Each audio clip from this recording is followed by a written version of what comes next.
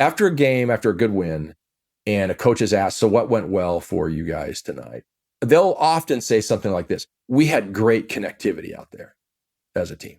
I mean, you see it on a soccer field or on a basketball court. You see the connectivity happening where you're sort of functioning as one unit.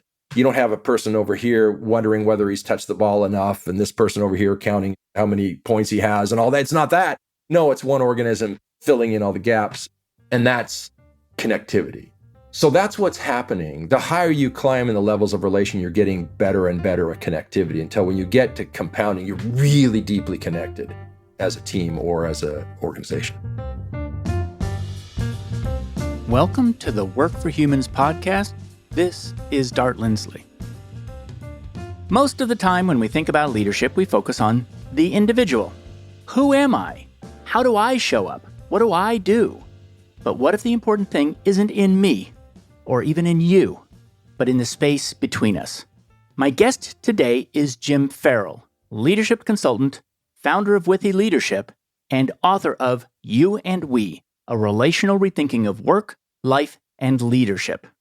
Jim has spent nearly 30 years working with leaders and organizations, and his latest book grew out of a single sentence he rediscovered in philosopher Martin Buber's I and Thou. That moment led him to rethink decades of his own work and see leadership in a new light. Jim and I explore what he calls the 4 laws of relation, including that everything we observe is relation, that how we interact is who we are, and that progress comes not from sameness, but from uniting across difference. We talk about why relation is not the same as relationships, how leaders can shift attention from individuals to the between, and what it means for organizations to integrate differences rather than erase them.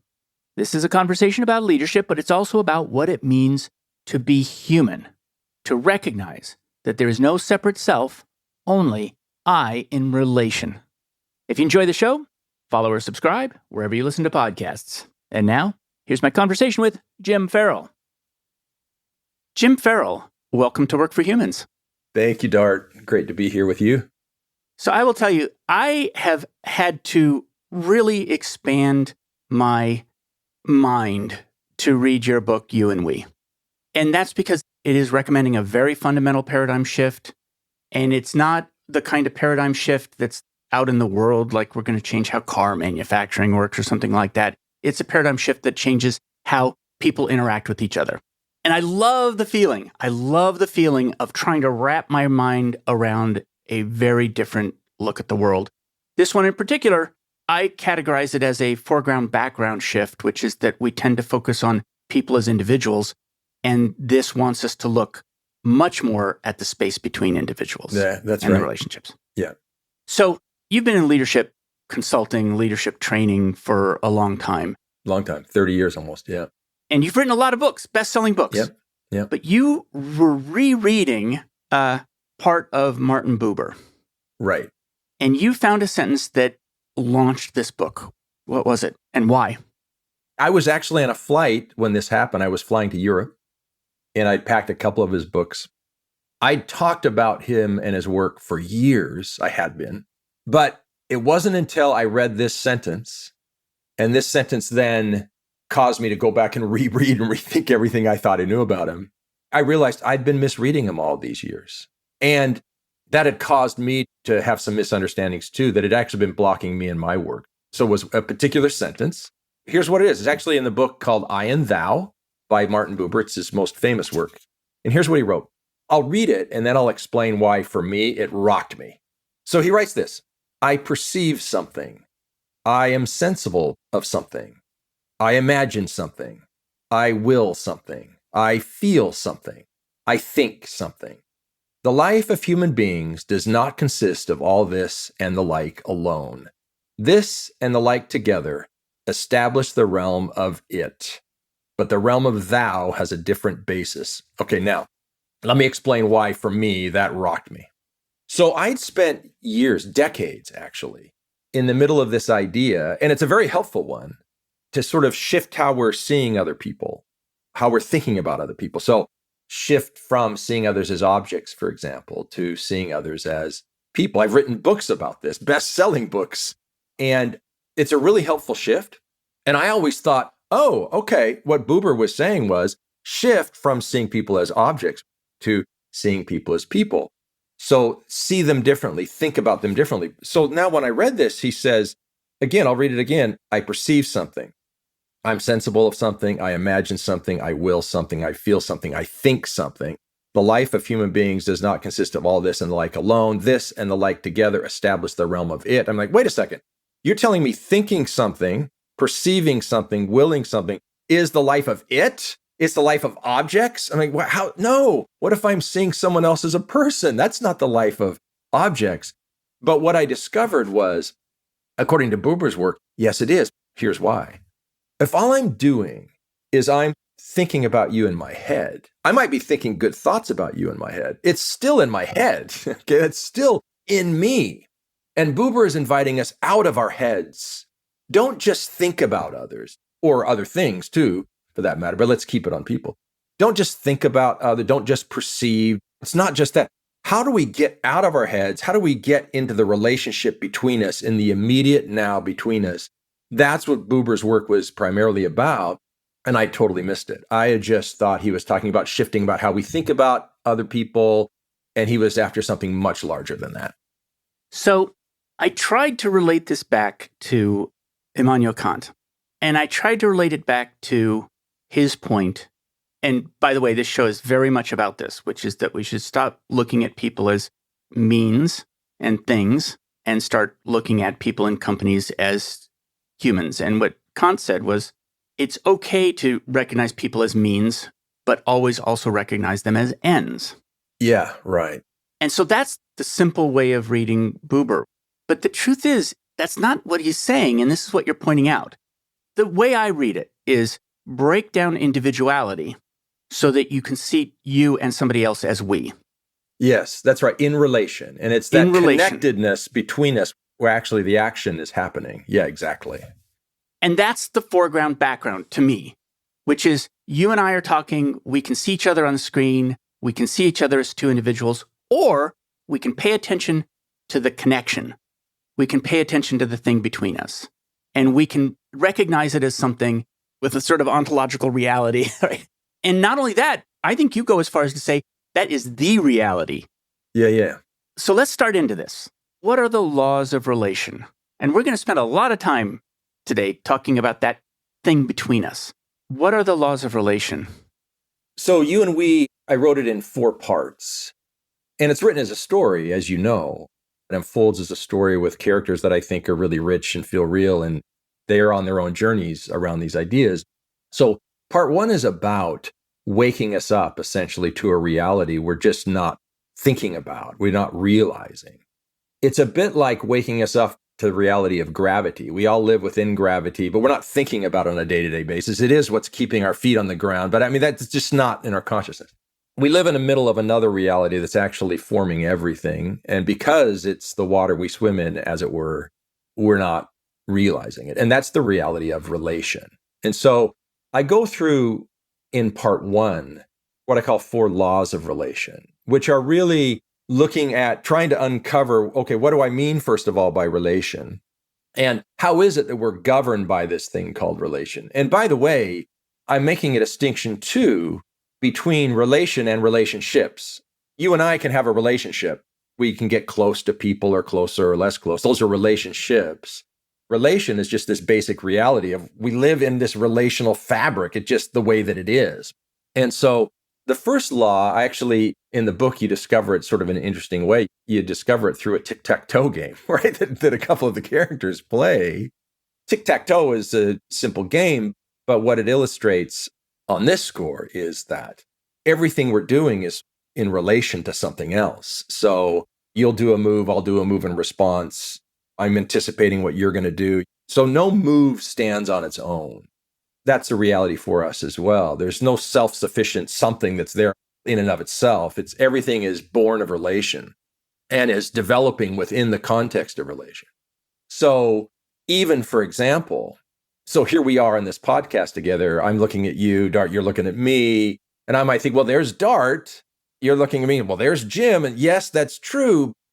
but I'm actually not seeing you the way that I think I am, because what I'm not usually aware of, but I'm the one who's seeing you. So it's not like there's Dart all separate over there. No, I'm seeing you. So I'm in the way that I'm seeing you. So what that means is that I'm not seeing some separate Dart over there. I'm seeing relation itself. I'm seeing our intersection together. And that's true of everything. It's inescapable. Everything I see is relation. And that's law number one. I go through 4 laws. That's the first of them. And I introduce them in different ways through different metaphors. In earlier drafts of the book, I got very scientific. I took deep dives and I had to back away from the science, even though I love it all. I instead introduce them through metaphors that people can grasp more easily, because this is difficult stuff. When you get in it, everything starts to shake a little bit of what I thought I might be the case. Like you said, it's this shift of this foreground background, and you have to hang with it. It's a lot like looking at the optical illusion in Necker cube, which is you can see the cube in one orientation or you can see it in the other. You can't see it at both at the same time. It's very difficult. And so Yes. I felt that, like I had to really stare at it to flip. And there's 4 laws of relation. The first one is the one you said, which is all we see is relation. Everything is built by relation. Yes. The third one is how we interact is who we are. And the fourth one is we progress by uniting. And I'm going to pick on maybe 1 or 2 of those to go deeper on. Great. The third one, how we interact is who we are. It reminds me very much of a quote from, I think it's Stafford Beer, which he said, the purpose of a system is what it does. And so it's this idea that the system is nothing but what it does. And so what it says here is how we interact is who we are. What does that mean? So I introduced that law actually with one of the most famous scientific experiments ever run. That's been rerun many times over now. And it's just astonishing in its implications. And we don't want to believe it actually when we first stare at the science, but that's the famous double slit experiment with light. And the question that's getting at is, what's the nature of light? The same way we're talking, what's the nature of a human being? What's the nature of light? Is it, in this case, is it a particle or a wave?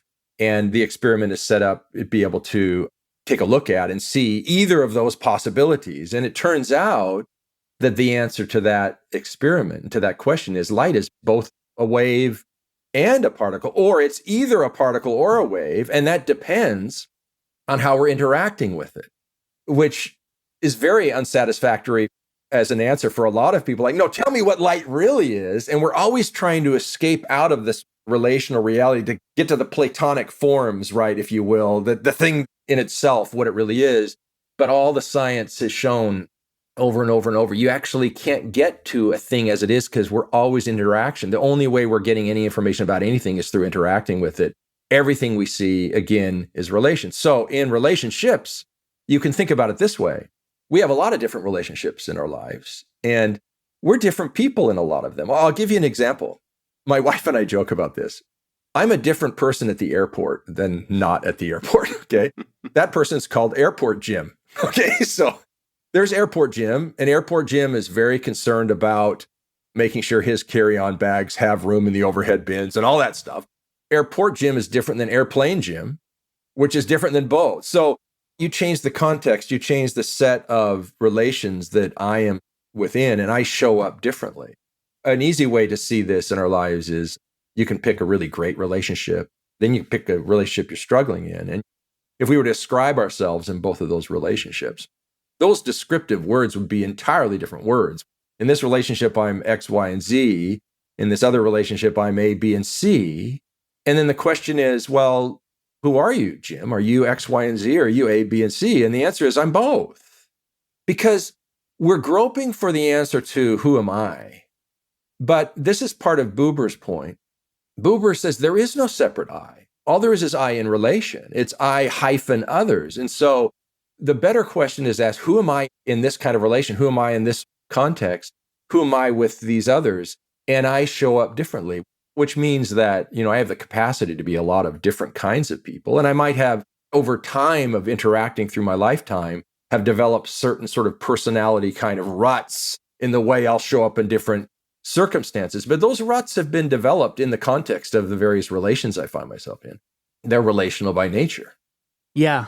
Some of that is between people, and some of it is the frames that we walk into, how we frame the situation. I'm a different person in a hospital, and it's because of the frame of the hospital, even if there were no people in it. Oh, I might imagine the people in it.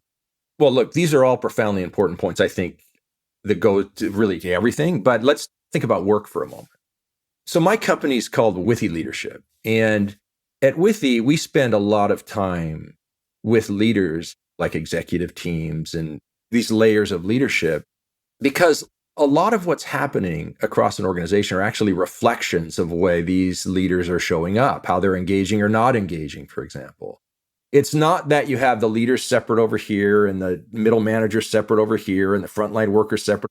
We're all part of a system together that's showing up the way we are, in part because of the way we each are showing up in the context of each other. And so if we can help leaders to be different in relation, we give other people a different leader to be in relation with, and you end up getting different things back. So other people, in one way or another, they're mirrors of ourselves. That doesn't mean that they just reflect us. It just means that we're in other people and in what's happening to a degree that we're often not aware of because they're in response to us.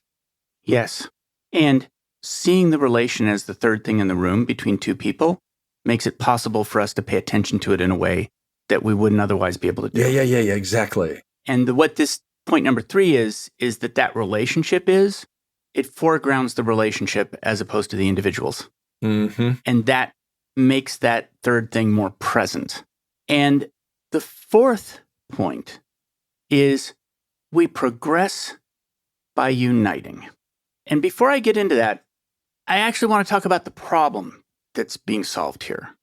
And the problem that is caused by the opposite of focusing on relation.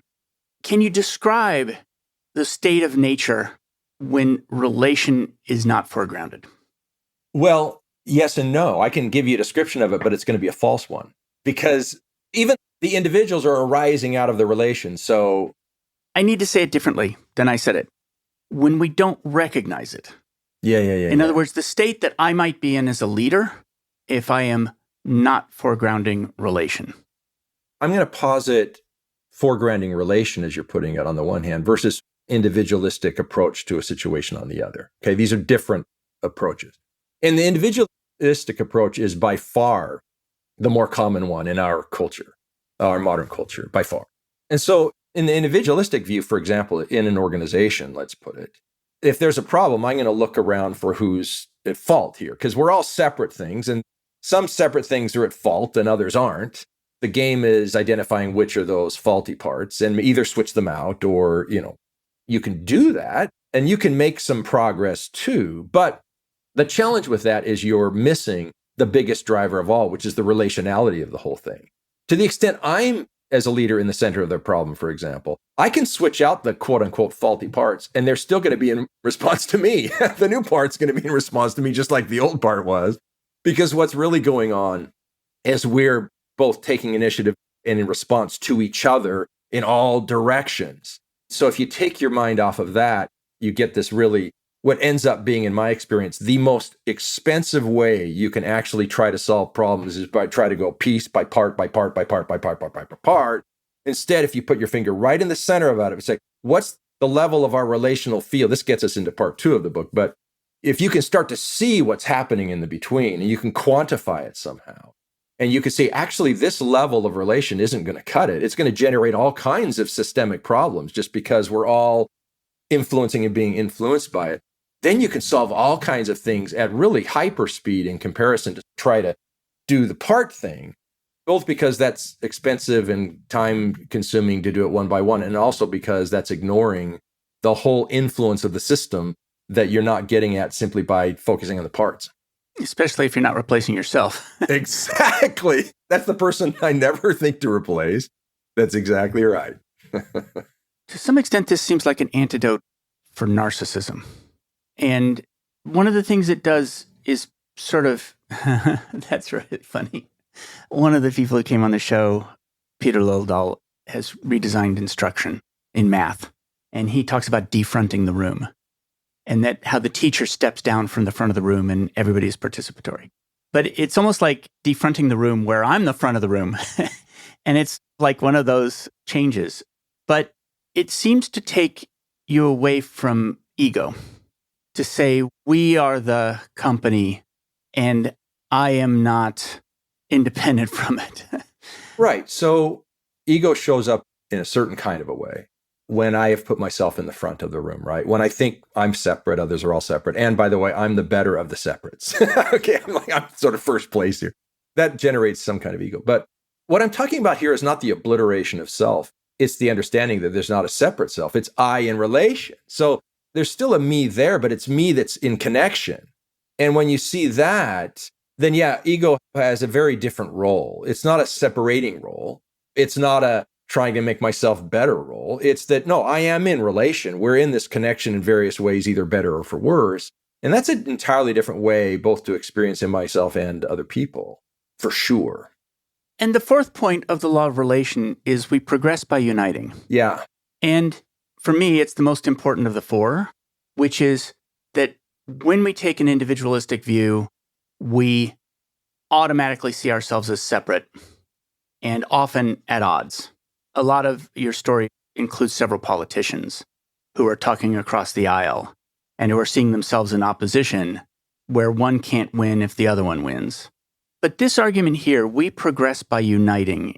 To me, it's the value statement of the first three laws of relation, if you can see them. Yeah. Okay, I get that. Mm-hmm. Right? And so how do you describe that we progress by uniting? So there's a really fascinating body of work that deserves to be more well known. It's by Pierre Teilhard de Chardin. He was a French paleontologist, also a Catholic priest. He was dual-hatted. But on the professional side of his life, he studied evolution. He studied the origins of life and pre-life, right? From inorganic stuff, matter, to up through life and through the development of human thought even. And what Teilhard uncovered is this pattern. And it's a pattern that holds at every level of development, which means it holds for us as well. And it goes like this. It's that progress happens this way. You take separate things that are different, and first thing that has to happen is they compress against each other. That's why he said, as a paleontologist, he says it was really important that life here developed on a finite globe, because if this was infinite space, the differences wouldn't bump into each other. They just remain in their state that they always were. It was actually the finiteness of the space as things propagate and whatnot, same things propagate. They start to bump up against other things that are different than them. He called that first stage compression. So the first thing that needs to happen is differences need to compress against each other. Now, then, if those differences open themselves to each other in a particular kind of a way, they now can, this is stage number 2, can converge. And if these differences converge, then you have the emergence of wholly new things.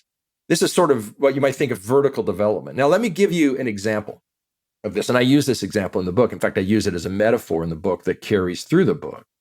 Let's think about water for a moment. So let's say you are a hydrogen atom and I'm an oxygen atom. That's just fine. The world needs hydrogen and the world needs oxygen, and we can just continue being those things. That's terrific. But if these differences come together, now in your case, you'd need another buddy hydrogen atom. But if the two of you get together with one of me, so this is Teilhard's compress first, then converge. If we open ourselves to each other, this happens chemically with water, but if we open ourselves to each other, then you have the emergence of an entirely new thing that I could never dreamed of as oxygen, you could never have dreamed of as hydrogen, because it's different in kind, and that's what we know of as water. So that's, for me, a really powerful example of how progress actually requires differences coming together. And unity is not a call to sameness.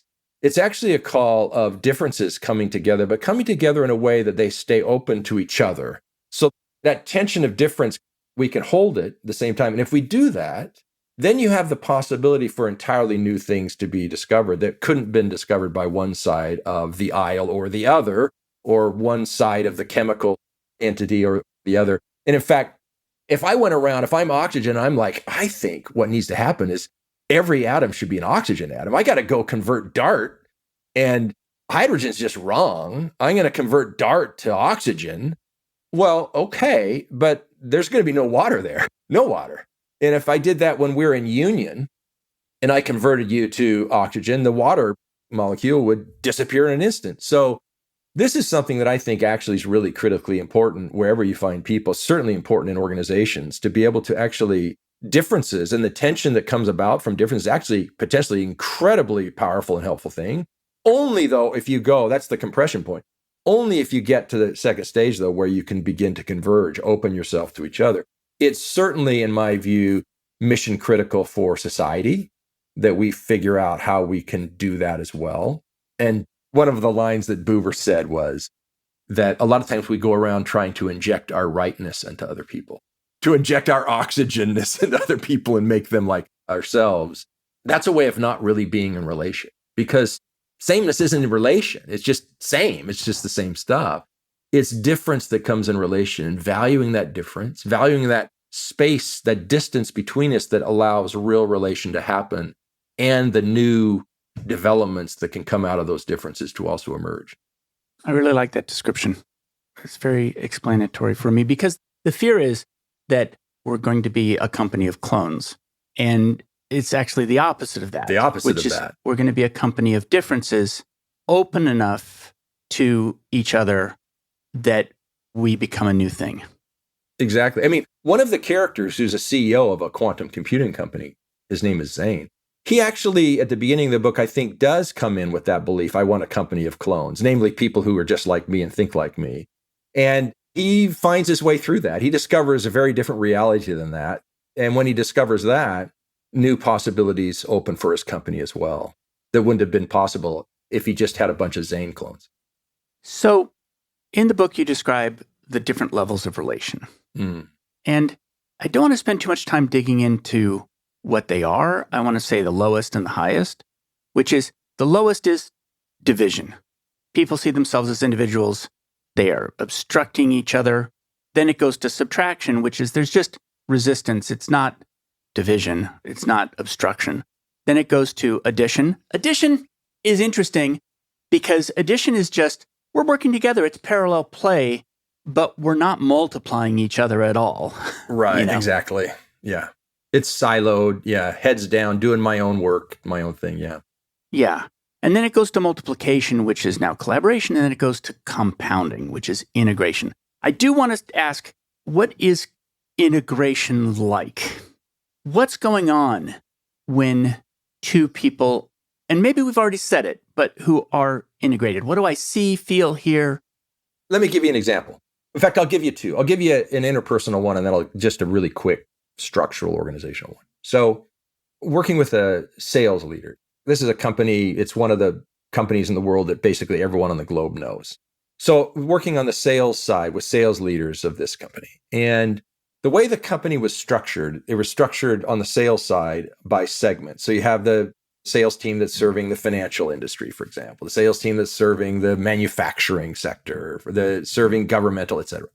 At the bottom, you've got this small and medium business sales team, which basically is handling any kind of organization just while the account's small and that kind of thing.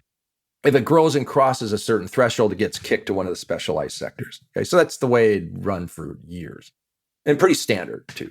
So I was working with one of these specialized sector leaders who received a new client coming from the small and medium business sales sector, that they grew this account. And now it's going to be his team's, which is good news. That's great. But as he was thinking about it, you can think about these all divided little units and okay, but he wanted to take it deeper than that. He thought, wait, so my colleague over there, let's call him John, the head of the small and medium business sales unit, they just lost a great account. I mean, this is now coming off of their bottom line. It's not going to show in their results anyway. They just lost that. That's a bummer for them. That's great for me. I'm happy. But I mean, I wouldn't be happy if I was John. And so we thought, I wonder if there's a way that we can reflect more equitably the contributions everyone's making and tie this up a little bit more than instead of just lobbing things over walls the way we do oftentimes. So we called John. And he thanked John for the accounts, a great job, thanks for the information. We're going to try to get on this and do at least as good of a job anyway that you guys have done. And then he said, but I've been thinking about it, John. I wish there was another way to do this. And I'm wondering, is there a way that we can continue to reflect all of your contributions? So for example, maybe for some period of time, we split revenues on this. I'm open. Let's just talk.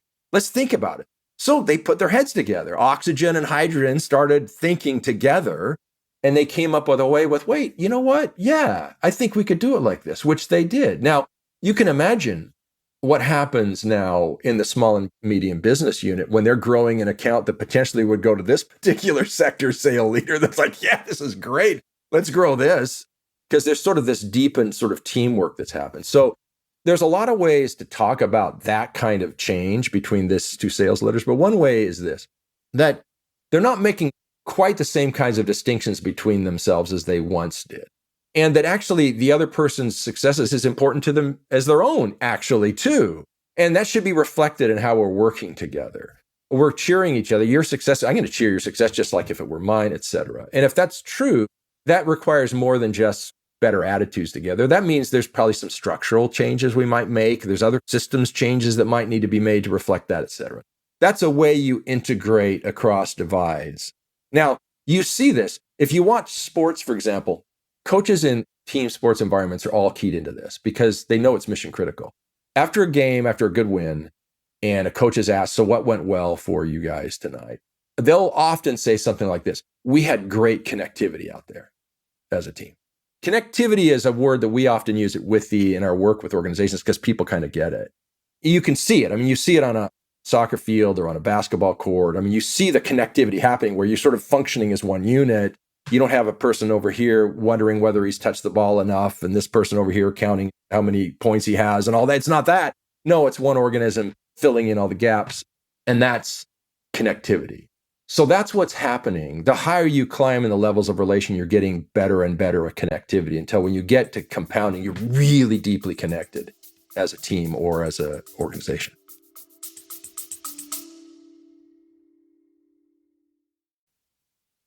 Hey everyone, I want to let you know about some upcoming speaking events.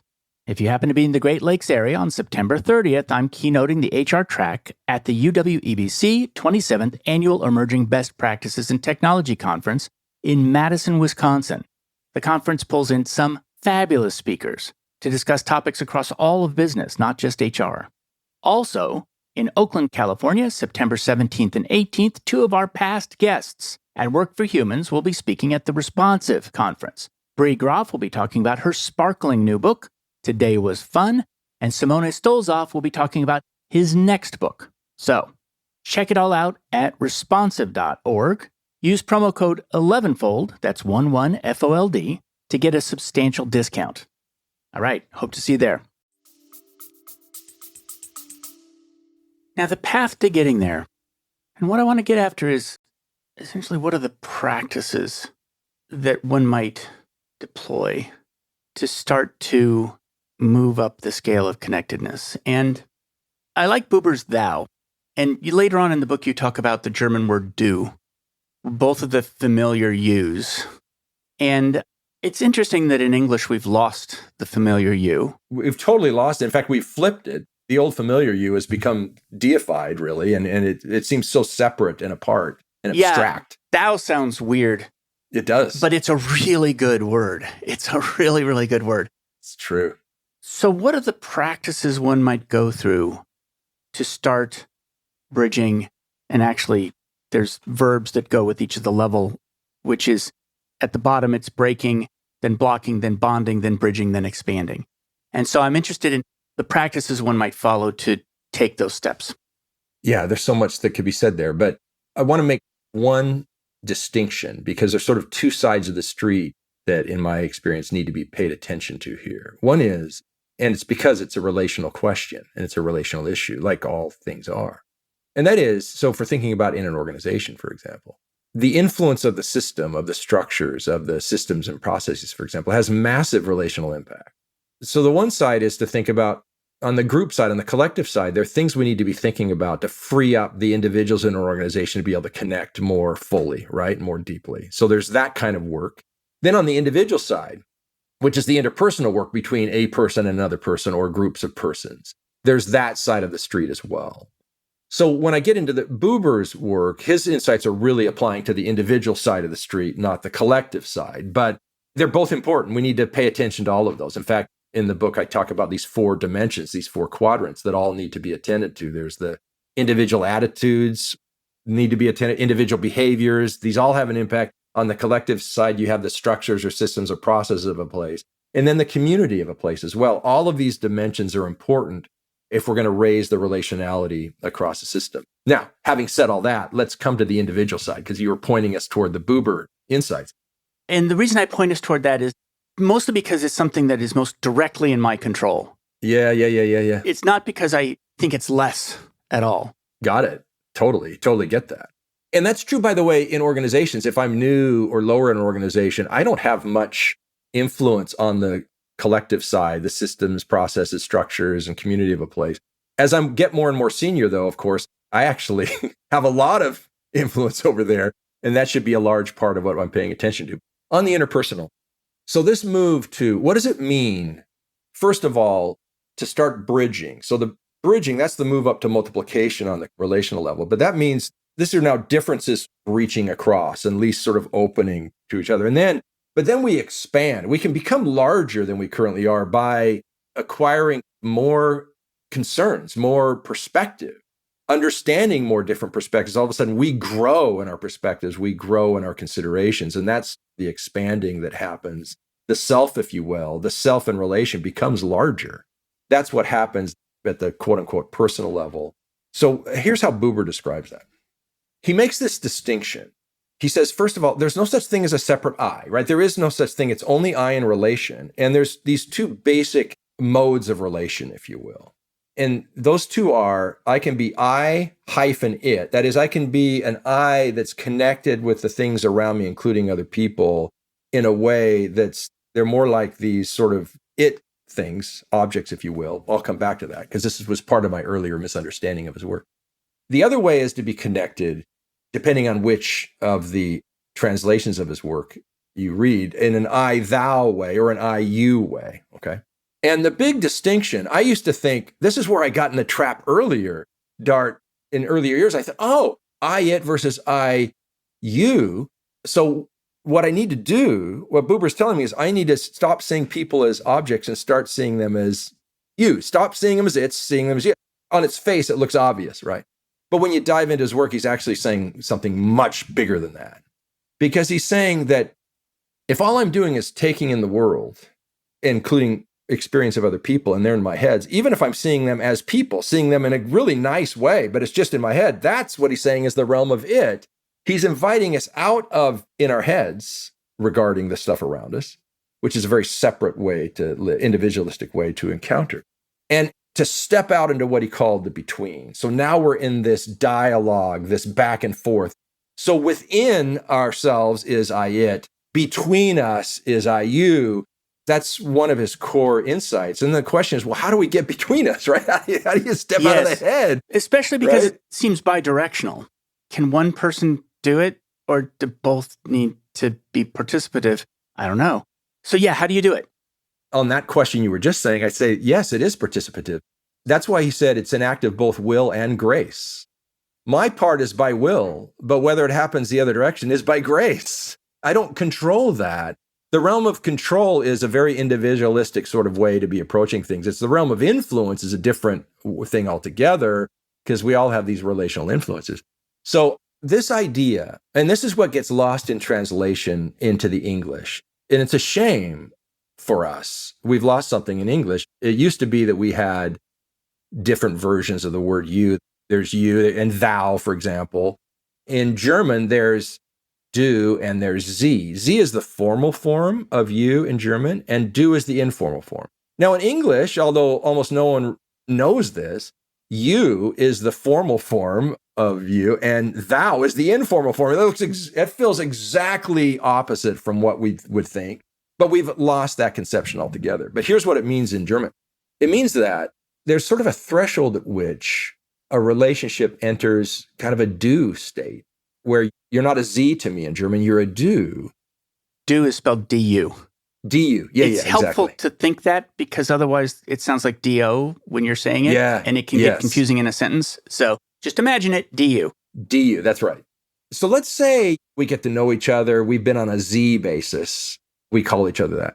At some point, we can cross the threshold to the do basis. But this is where Buber says this is an act of both will and grace, because I can't decide that on my own, because it's a relational thing.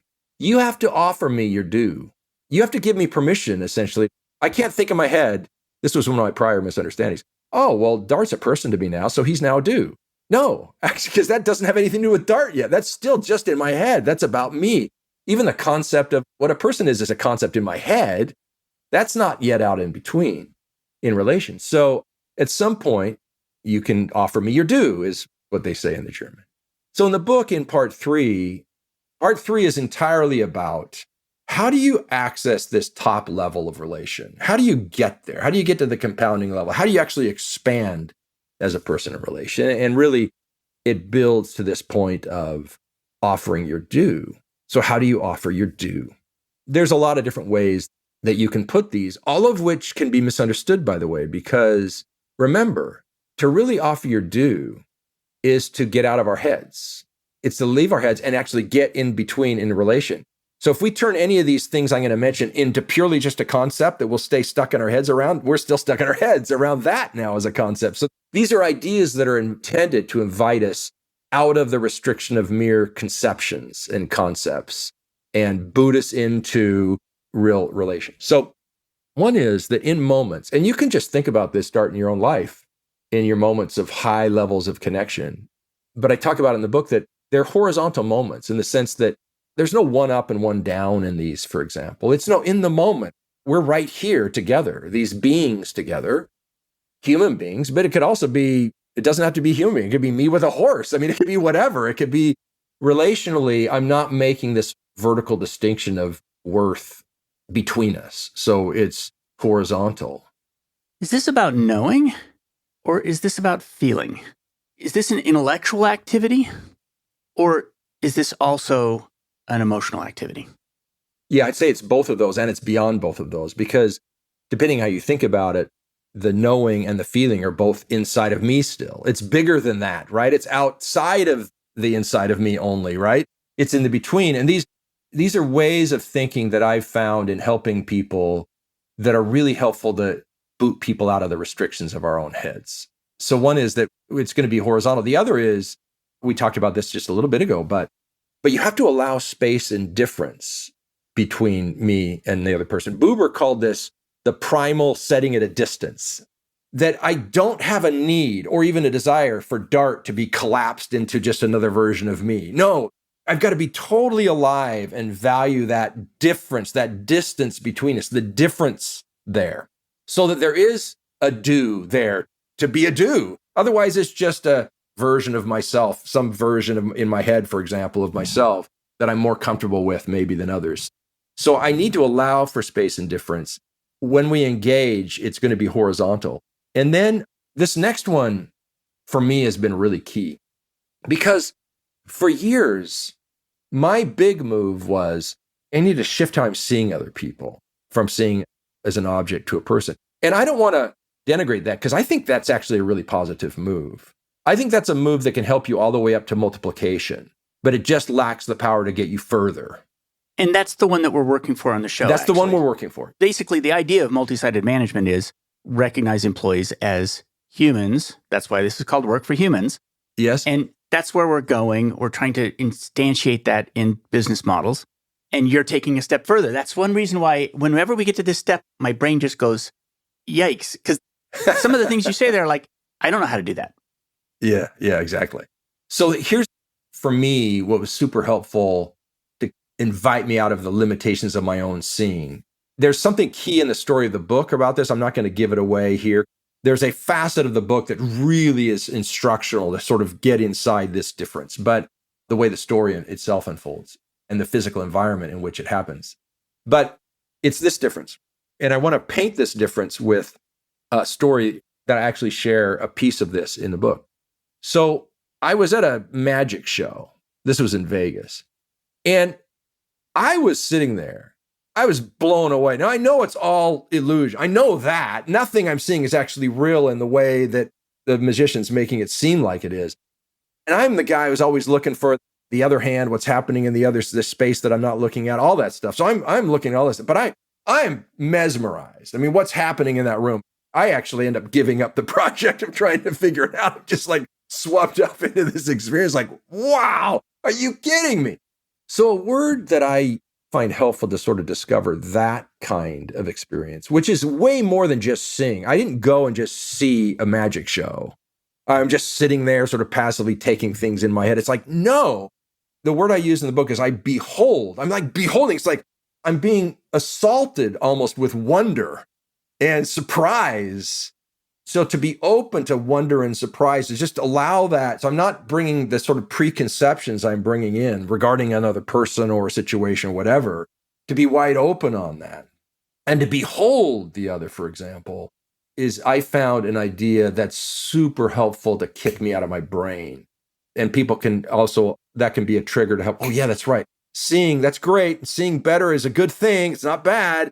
And by the way, I'll mention here, being in our heads isn't bad either. There's a lot of good stuff that happens in our heads. Thinking is a really productive project. It's just saying that's not the same thing as relating in the moment with a person. And it's helpful to make that distinction and understand the difference. So now if I'm beholding, I'm going to allow space and difference. It's going to be horizontal in the way we engage. There's no one up, one down. And I'm not just seeing the other person, which I can do from a distance, right? I can observe someone and see and all that stuff. It's not that. I'm beholding. I'm being surprised and open, at least, to surprise in many ways. And then the final one, which is also critical, which is that I have to be open to being changed myself. Now, that change can take a lot of forms. It might mean, oh, maybe I could see a little bit of a different viewpoint, or maybe there's a little something new here I can learn, or it might be hugely monumental. It might be a total shift in perspective or whatever, or it might be that I'm changed in the sense that I feel something differently now than I did before.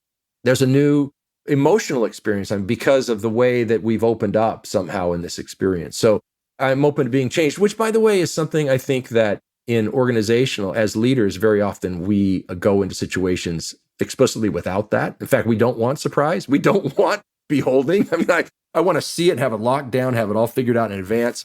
I don't want surprises. And I certainly don't think I need to change, but I certainly pretty sure how I know you need to. And can you run a business that way? Of course you can. People are doing it all over the world, but you're not going to actually connect that way. And you're going to foreclose from the possibility of what can happen on the other side of actual connection, which is the emergence of bigger and better things than we've thought of before. That only comes out of openness to difference. Yes. And I can get totally on board with that in a company. And I started testing it for myself, trying to expand in that way. And I found, for instance, I am not willing to bridge or expand with white supremacists. Yeah. Because I am unable to say, yeah, no, you be you. Yeah. In that. And I do want them to become more like me. Yeah. But I'm willing to consider the fact that that's a weakness on my part, but I'm not willing to do that. Got it. I could say the very same thing about myself, but also there might be certain people in your life or situations like, I'm not going to bridge there. I just can't go there now or yet, or maybe even ever, I might think in my present moment. So I think that's true for all of us. But I think, so if I'm opening myself to another and even opening myself to being changed, that doesn't mean that I'm opening myself to, maybe I need to become a white supremacist. For example, it might be, I think this could be helpful in political space, for example. I think it would help to become open to what is it that happens in the life of a person or of people that would invite them to arrive at whatever views they have. What's gone on? What's behind that? That would be helpful to understand. There might be a lot of things to learn about that. And to the extent I'm willing to learn about it, I actually might be more effective in being someone that other people would also then open up and listen to. Because here's what happens. If I come in already with a position with zero openness on any level, I'm inviting exactly the same thing from the other side. I will get how I'm showing up because it's relational. We're reflecting each other and in response to each other. So there's a gentleman, by the way, I don't want to dive too much into this rabbit hole. He's an African-American gentleman who spent many years helping Ku Klux Klan people to leave the Klan. Daryl Davis is his name. Really remarkable person. So there's a guy, he's not like, well, maybe I should join the clan. That's not what his openness is, but he is open at a deep level about understanding who they are and why in a way that actually opens a space between where the other people can start to reconsider things that they maybe have never reconsidered at all. And that's a very powerful place, and it's a very powerful way to be where we can pull that off individually. I can see that. And I was doing this mental experiment. Can I expose myself to somebody's ideas in an open way so that I can hear and reserve for myself hating their guts? I decided that that's probably not the best, but I like that example. I think that's a really good example, which is that if you're not talking, you're not bridging. Yeah. That's for sure. You're not expanding. We've become fragile. I mean, I think you've seen this. It's one thing that I think people have thought about what's been happening in universities over the years. There's sort of fragility toward different kinds of thinking. It's like, no, actually, we need to build, as some writers have talked about, anti-fragility, where we can actually be in the presence of difference and not shy from that. And what might happen as a result of being in the presence of difference, we might even become more convinced of our own views relative to that issue because we're more exposed to other views. It's like, I was sure right about that. But there are deeper levels of right and wrong than simply the external. For example, this is a totally different kind of example, but this gets a little bit at that point I'm making. So with my oldest, I've got 5 kids.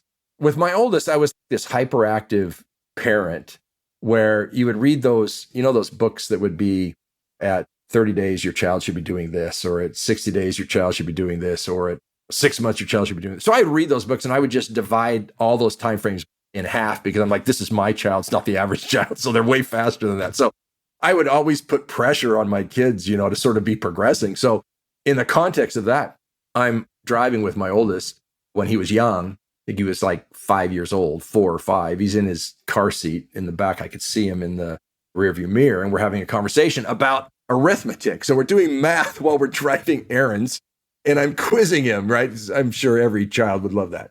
And I'm quizzing him now, this 4 or 5-year-old, on multiplication is what we're working on. And so I say, so Jacob, I said, what's 3 times 4? And he says, 11.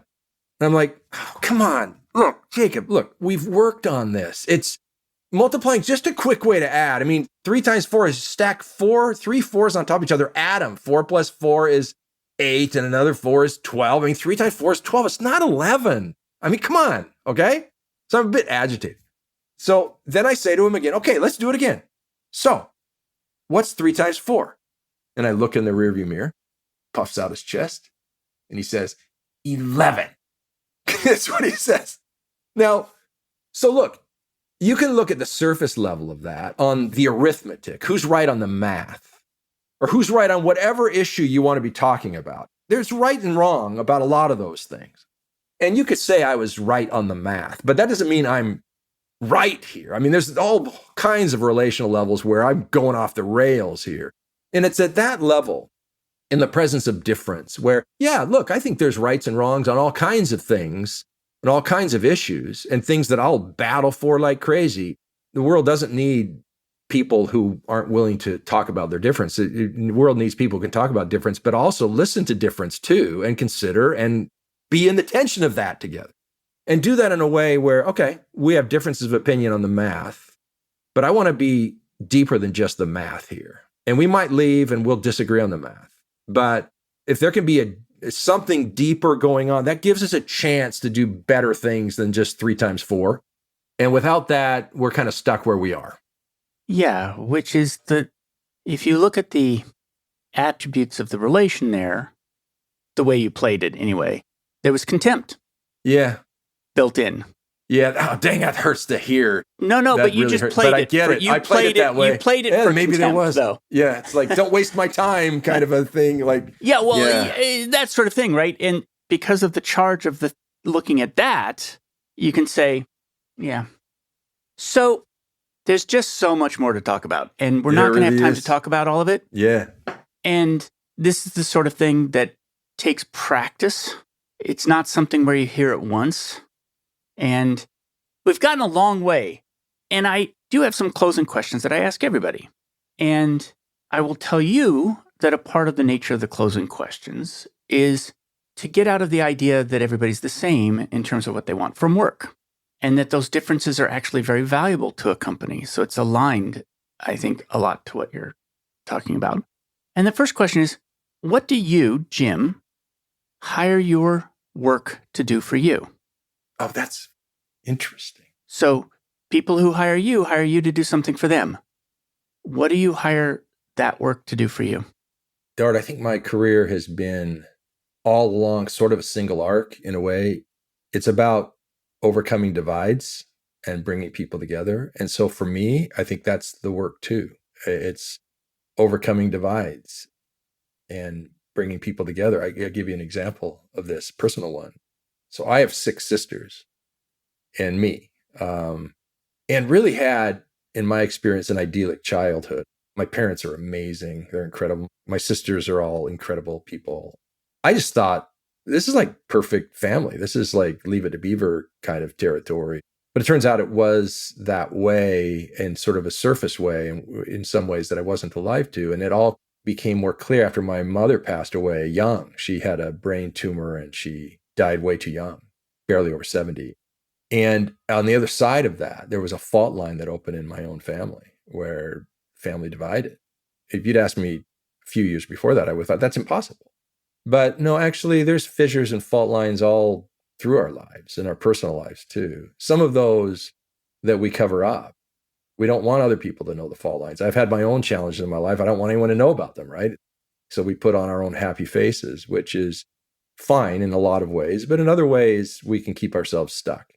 And we can also keep ourselves from really connecting with others too, because in some ways, we're not totally showing up authentically. I'm not saying we need to be bearing our souls to everybody, but I'm just saying if we're systematically covering up certain parts of ourselves to make sure no one else knows about them, that's going to always have a relational impact on the people in our lives. So for me, I think my work, and certainly this work now with Withiii Leadership and with you and we, it's the progression of all of that to more powerful and helpful ways to break through the ways that we keep ourselves stuck.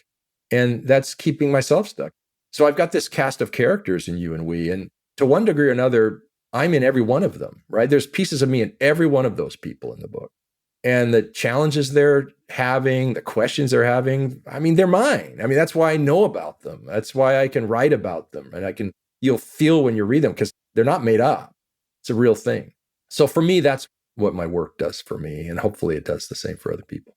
What does your work cost you? What does my work cost me? I never really think about it in that way. Everything feels like such a gift and a bonus, even all the hard stuff. And we get in the middle of all kinds of crazy situations that we're brought into the middle of. But I suppose this somehow seems like it's just a surface level answer to that question. I think is probing deeper, but I'll start at the surface level. And that is that it costs me time to get away and chill a bit, get space, just personal space. And there are times when I certainly could use more of that, I think. And the people around me could use me getting more of that as well. So I think that it costs me that at times. I will tell you that people who have a lot of ability to design their own work answer more like you than people whose work is designed for them.